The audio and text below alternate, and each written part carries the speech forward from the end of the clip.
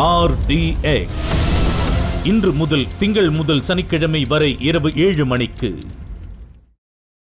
அரசாங்கமே ஏற்றுக்கொள்ளும் என்ற அறிவிப்பை கொடுத்து இன்றைய தினம் ₹1 செலவில்லாம இந்த இடஒதுக்கீட்டு மூலமாக தேர்வு செய்யப்பட்ட நம்முடைய அரசு பள்ளி மாணவர்கள் இன்றைக்கு மருத்துவ கல்வி படிச்சிட்டு இருக்கிறாங்க. இப்படி ஒரு திட்டமாவது திராவிட முன்னேற்ற கழக ஆட்சியில இந்த ஏழை மக்களுக்காக கொண்டு வந்து நிறைவேற்றிருக்காங்களா? சொல்லுங்க, நீங்களே சொல்லுங்க, நிறைவேற்றிருக்காங்களா? ஏழைகளுக்காக எந்த திட்டத்தையும் இந்த அரசாங்கத்தால் கொண்டு வரப்படவில்லை என்பதை இந்த நேரத்தில் தெரிவித்து, அதோட இன்னைக்கு நத்தம் சட்டமன்ற தொகுதியில் அண்ணா அவர்கள் அமைச்சராக இருக்கும் போது சரி, அண்ணா திமுக ஆட்சிக்கு பொழுது சரி, நிறைய திட்டங்களை கொண்டாந்து வேற்றிருக்கோம்.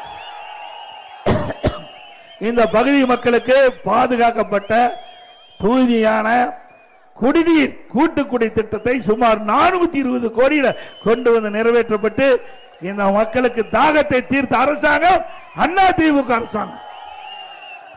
அதே போல மருத்துவ கல்லூரி சுமார் 350 கோடியில அண்ணன் அவர்களும் அண்ணன் திண்டுக்கல் சீனிவாசன் அவர்களும் கோரிக்கை வைத்த அடிப்படையில் நம்முடைய திண்டுக்கல் மாவட்டத்திற்கு இந்த தொகுதியில் தான் அது வருது. சுமார் 350 கோடி மதிப்பீட்டில் அரசு மருத்துவக் கல்லூரி மருத்துவமனை கொண்டாந்துருக்கிறோம். இன்றைக்கு ஒரே ஆண்டில் 11 அரசு மருத்துவக் கல்லூரி மருத்துவமனை கொண்டாந்து சாதனை படைச்சிருக்கிறோம். திமுக அரசாங்கம் வந்து ஒரு மருத்துவக் கல்லூரி கொண்டு வர முடியல, ஒரு மருத்துவக் கல்லூரிய கொண்டு வர முடியல. கையிலாகாத முதலமைச்சர் இன்றைக்கு தமிழகத்தை ஆண்டு கொண்டிருக்கின்ற காரணத்தினால்தான் இன்றைக்கு ஒரு திட்டம் கூட தமிழகத்துக்கு வர முடியாத சூழ்நிலை.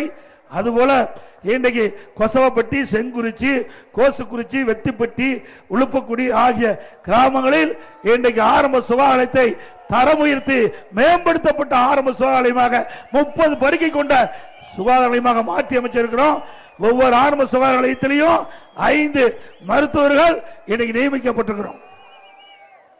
அதேபோல நத்தம் தொகுதியில் பல்வேறு துணை மின் நிலையங்கள் இன்றைக்கு நிறுவப்பட்டு தடையில்லா மின்சாரத்தை கொடுத்த அரசு அண்ணா திமுக அரசு.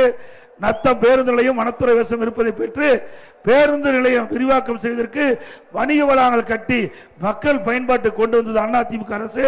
நத்தம் தொகுதி சானார்பட்டி ஒன்றியத்தில் சந்தனவர்த்தி ஆற்றின் குறுக்கே சட்டனுடைய தடுப்பணை கட்டப்பட்டு அங்கே தென்னீரை தேக்கி நிலத்தடி நீரை உயர்த்தியது அண்ணா திமுக அரசு.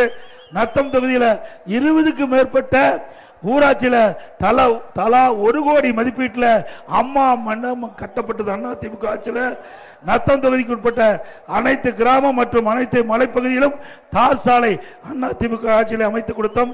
சிறுமலை ஊராட்சியில் சுமார் 5 கோடியில் இன்றைக்கு பயனுடைய நலன் கருதி பல்லுயிர் பூங்கா அமைக்கப்பட்டது அண்ணா திமுக ஆட்சியில். RDX இன்று முதல் திங்கள் முதல் சனிக்கிழமை வரை இரவு 7 மணிக்கு